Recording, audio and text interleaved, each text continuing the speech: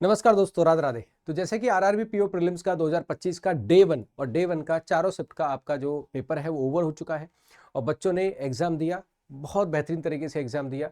कुछ कुछ जगह बच्चों को समस्या आई, जैसे कि पेपर देते हैं तो अटक जाते हैं, तो उसके बाद पेपर का रिदम थोड़ा सा डिस्टर्ब हो जाता है। लेकिन ओवरऑल देखा जाए तो कहीं ना कहीं जो पैटर्न जनरली पहले भी आया है उसी तरह के पैटर्न के क्वेश्चन जनरली देखे गए, और रीजनिंग जिसमें ऑलवेज जो आपको सपोर्टिंग हैंड रहता है और जिसमें रीजनिंग में अच्छे अटेम्प्ट बच्चों ने किए और जो समय है 25 मिनट का बखूबी यूटिलाइज किया और बेहतरीन तरीके से अटेम्प्ट किए।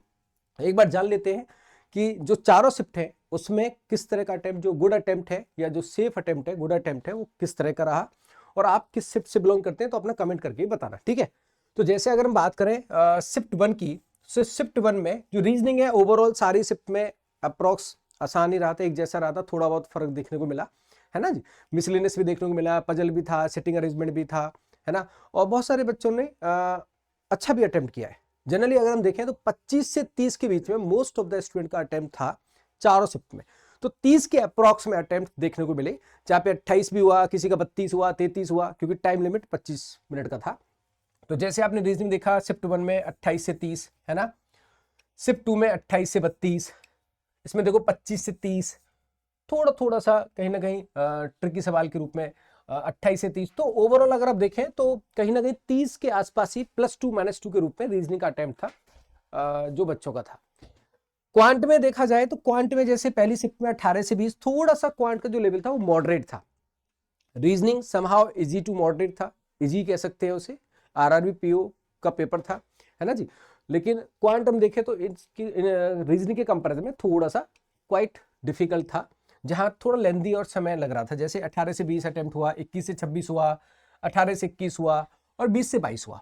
अगर हम इसमें देखें आपके ओवरऑल अटेम्प्ट्स के बारे में तो 50 के अप्रॉक्स में अगर आपका अटेम्प्ट है, मतलब 50 +2 -2, तो अपने आप में गुड अटेम्प्ट है। और कहीं ना कहीं आप मेंस की तरफ भी आपको ध्यान रखना चाहिए, है ना। नॉर्मलाइजेशन होगा और ऐसा नहीं है कि जैसे कि भाई मेरे 49 अटेम्प्ट है तो मेरे को करना चाहिए, नहीं करना चाहिए, बिल्कुल करना चाहिए तैयारी मेंस की।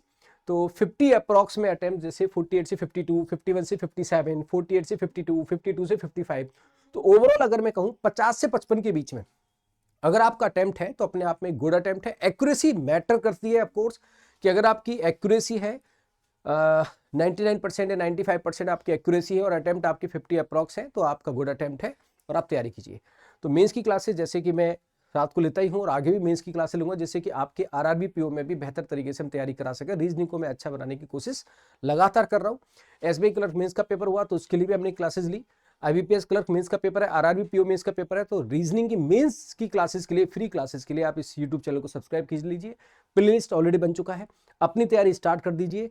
आगे भी मैं लाइव सेशंस लूंगा। प्लेलिस्ट है मेंस मास्टरी के नाम से, जिसमें आपका सारा कंटेंट आपका कवर हो जाएगा जो कि मेंस लेवल का है।